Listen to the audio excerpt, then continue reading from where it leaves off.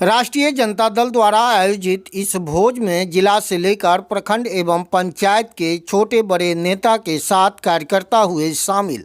नमस्कार, आप देख रहे हैं दरभंगा तक, हमेशा सत्य की तलाश में।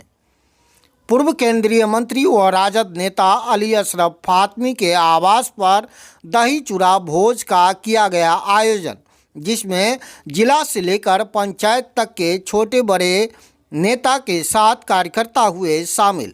मीडिया से बात करते हुए पूर्व केंद्रीय मंत्री अली अशरफ फातमी ने कहा कि पार्टी के निर्देशानुसार जिला से लेकर पंचायत तक के नेता कार्यकर्ता द्वारा भोज का आयोजन किया जाएगा, जिसमें नेता कार्यकर्ता एक दूसरे से मिलेंगे और आने वाले चुनाव की तैयारी को लेकर चर्चा परिचर्चा की जाएगी। वहीं केवटी के पूर्व विधायक फराज फातमी ने कहा कि पिछले 2 महीने से आप देख रहे हैं कि हमारे चाचा, मैं उनका नाम नहीं लेना चाहूँगा क्योंकि उनका नाम विख्यात है, वह भी चाह रहे हैं धर्मनिरपेक्ष की सरकार बने, लेकिन कुछ लोग नहीं चाहते। जिस तरह आरएसएस के लोगों ने समाज को तोड़ने और बांटने की बात करते हैं, कोई विकास की बात नहीं की जा रही है। बिहार सरकार के पूर्व मंत्री सह राजद विधायक ललित कुमार यादव ने कहा कि हम लोग इस भोज के माध्यम से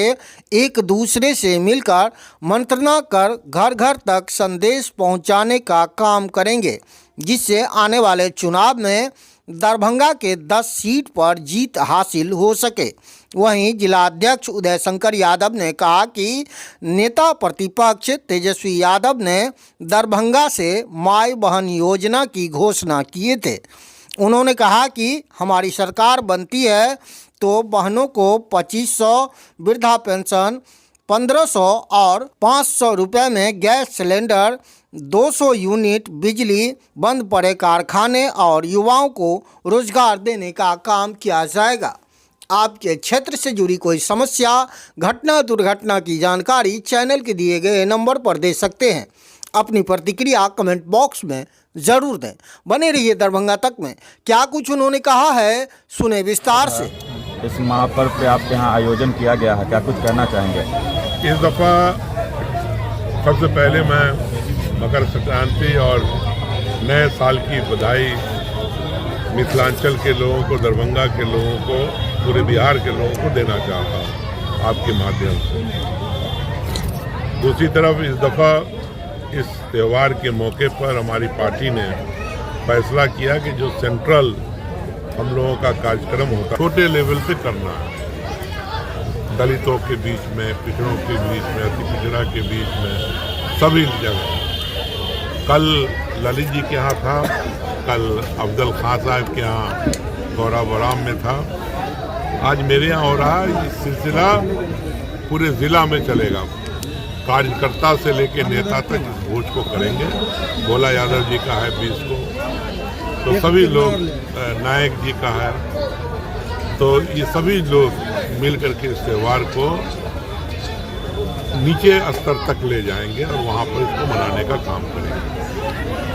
तो संकल्प ले रहे हैं इस दफ़ा नए साल में कि 2025 बिहार के लिए, हमारी पार्टी के लिए बहुत खास है और हम लोग अभी से मेहनत करके 2025 के चुनाव, होने वाले चुनाव में माननीय तेजस्वी जी को बिहार का मुख्यमंत्री बनाएंगे। यही हमारा संकल्प है और उस संकल्प के लिए हम लोग गाँव पे आप पधारे हैं, क्या कुछ कहना चाहेंगे? कल मेरे यहाँ था और हम लोग के राष्ट्रीय जनता दल का इस बार निर्णय है कि हर क्षेत्र में लोग अपने अपने कार्यकर्ता के साथ, आम जनता के साथ बैठ के चुनाव रही का लोगों को निमंत्रण दें, खिलावे, खाए, आपसी भाईचारा कायम करें। संक्रांति के बहुत बहुत धन्यवाद, बधाई। और हम लोग आज से शुभ कार्य का प्रारंभ हो जाता है, तो पूरे शुभ काम में हम लोग लगे हुए हैं। सभी लोग जो तेजस्वी जी का मिशन है, उस मिशन पर हम लोग काम कर रहे हैं और एक एक जनता के बीच जाके इस बार 2025 में सरकार कैसे बने हम लोग तेजस्वी जी के नेतृत्व में, आम कार्यकर्ता हम लोग बैठ के सब लोग एक दूसरे के यहाँ जाके और मंत्रणा कर रहे हैं कि हम लोग की सरकार 2025 में बने और दरभंगा में 10 सीट में 10 सीट हम लोग जीते।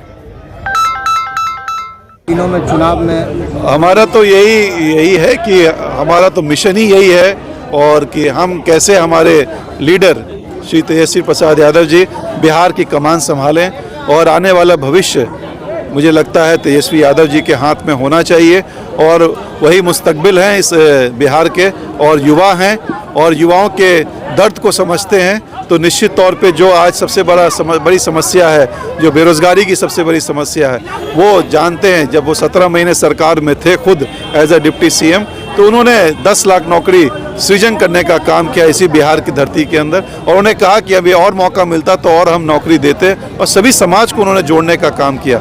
हर विभाग के अंदर कोई ना कोई पॉलिसी जो आज तक कभी बनी नहीं, वो पॉलिसीज़ बनाने में उनका बहुत बड़ा योगदान है। तो निश्चित तौर पे बिहार 2025 में उनको एक भविष्य के तौर पे देख रहा है और तमाम हमारे जो बिहार के जो हमारे युवा साथी हैं, सभी समाज के लोग वो चाहते हैं कि युवा के हाथ में कमान जाए और निश्चित तौर पे तेजस्वी यादव जी और ये नीतीश जी भी खुद चाहते हैं कि हमारे भाई तेजस्वी प्रसाद यादव जी के हाथ में कमान जानी चाहिए।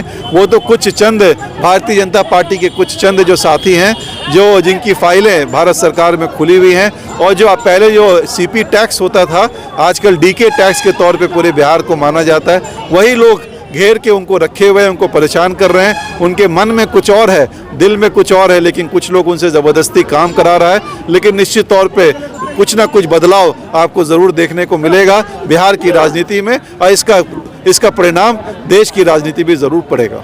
क्या आप लोग अभी भी इंतजार कर रहे हैं? क्या राजद परिवार का दरवाजा खुला हुआ है नीतीश कुमार? भाई हमारे लीडर श्री लालू प्रसाद यादव जी ने, उनका दिल बहुत बड़ा है और वो तो कहते हैं कि हमारा छोटे भाई हैं, सभी परेशानियों को सभी हम माफ़ कर देंगे, मिल के आइए, मिल के लड़ेंगे।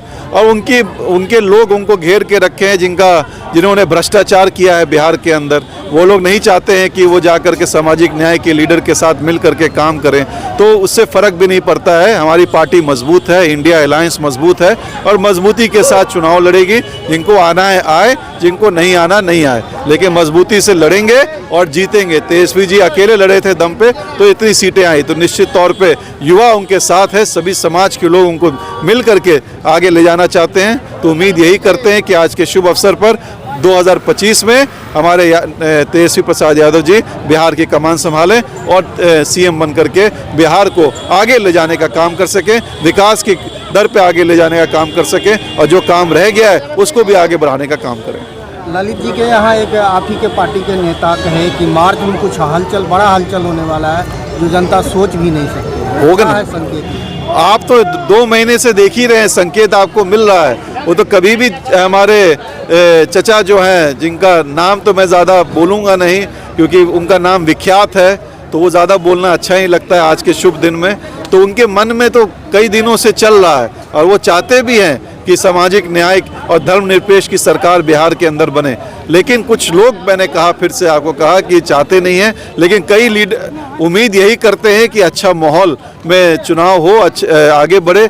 जिस तरीके से पूरे देश के अंदर समाज के अंदर एक तोड़ने का काम भारतीय जनता पार्टी आरएसएस के लोगों ने किया है, समाज को तोड़ने का काम किया, जहर फैलाने का काम किया।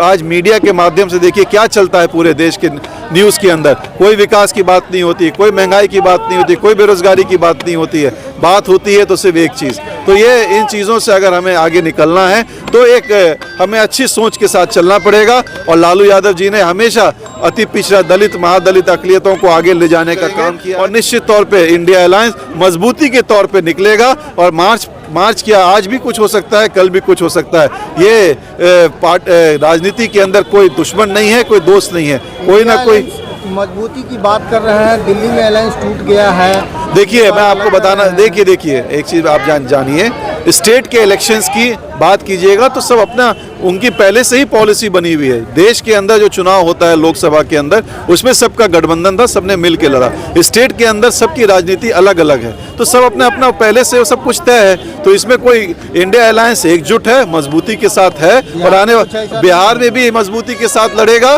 और आने वाला रिजल्ट आपको देखने को मिलेगा। साल शुरू हुआ है और यह चुनावी साल है, तो हम लोग राष्ट्रीय जनता दल पूरे प्रदेश में यह दही चूड़ा का जो भोज का जो आयोजन हर एक प्रखंड में, और जिला के जो मुख्य नेता, प्रखंड अध्यक्ष को पंचायत अध्यक्ष के साथ खाना है, जिला अध्यक्ष को प्रखंड अध्यक्ष और अन्य कमेटी के साथ यह दही चूड़ा के भोज का आयोजन करना है, और नेताओं को जो जैसा है अपने क्षेत्र में करना है। तो यह चुनावी एक तरह से समझिए जो हम लोगों का यह शगुन है दही चूड़ा, और दही चूड़ा खा के इस बार निकलेंगे। माननीय नेता प्रतिपक्ष तेजस्वी प्रसाद यादव जी ने घोषणा की है इसी दरभंगा से, जो माय बहिन मान योजना के तहत हर महिला को 2500 रुपया, 500 रुपया में सिलेंडर को उपलब्ध करवाना, 200 यूनिट बिजली फ्री में देना, युवाओं को रोजगार की गारंटी, और बंद पड़े फैक्ट्री को लाना और पुराने फैक्ट्री जो है उसको चालू करके और नए फैक्ट्रियों का सृजन करना तेजस्वी जी का यह उद्देश्य है। तो यह जो है क्रांति लोग समझ रहे हैं जो आएंगे, और यह अर्थव्यवस्था को सुधारने की क्रांति है। हर लोगों को इससे फायदा है। आप जब देखेंगे तो जिसका छोटा परिवार होगा उसको 2500 रुपया महिला को, 1500 रुपया वृद्ध को, तो कितना हुआ 4000। 500 रुपया आपको कम से कम बिजली जलता है तो 4500, और सिलेंडर में 700 रुपया आप जोड़ दीजिए, कम हो जाएगा। तो हर घर को जो छोटा परिवार होगा उसको 5200 रुपया मिलने जा रहा है। यह सबसे बड़ा आर्थिक जो है आज़ादी मिलेगी, और तेजस्वी जो कहते हैं वो करते हैं। उन्होंने घोषणा किया था जो 10 लाख युवाओं को नौकरी देंगे, और सहयोगी बन के उन्होंने 5 लाख युवाओं को नौकरी देने का काम किया। तालीम मरकज हो, आशा दीदी हो, आंगनबाड़ी सेविका हो, माताएं बहनें, युवा बुजुर्ग, यह चुनावी दही चूड़ा जो है सो खा के, और माननीय नेता प्रतिपक्ष तेजस्वी प्रसाद यादव जी को मुख्यमंत्री बनाने के लिए तैयार है।